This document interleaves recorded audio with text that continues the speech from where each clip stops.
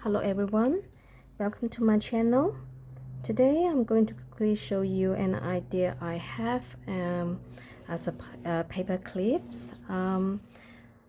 I first start making this square which I have no idea what I'm going to use. It's just lovely to make that. You will see my previous video that I've been making them for earring. I also have an idea to use them as charms and a bit of dangling for the journal. But before that, I try my other idea as a paper clips. I love to use paper clip, but I love to add a bit of decorations.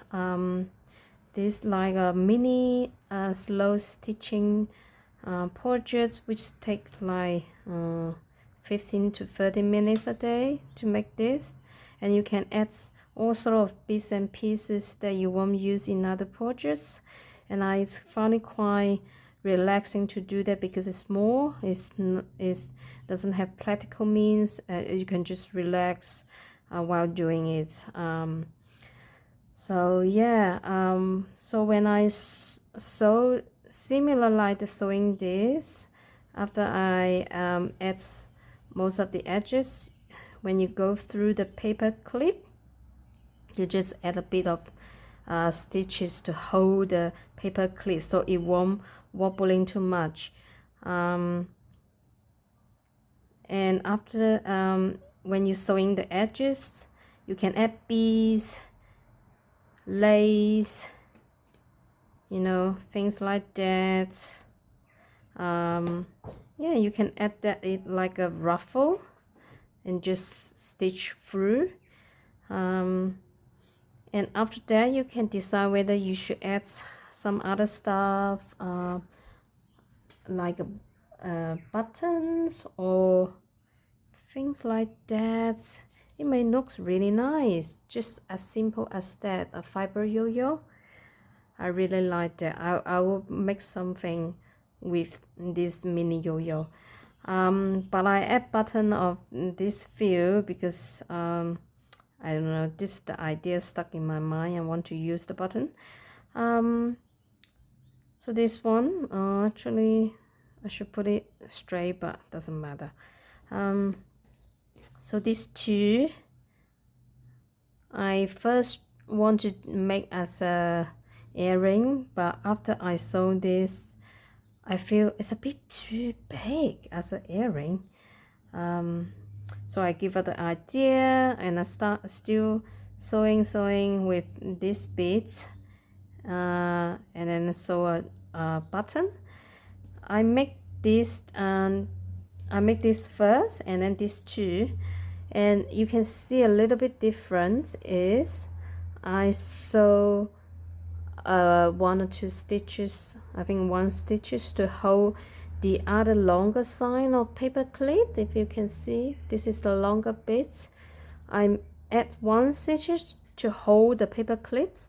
So in this one it shift a little bit. It's like it doesn't much, but it's, if you really move that, you can move that a little bit.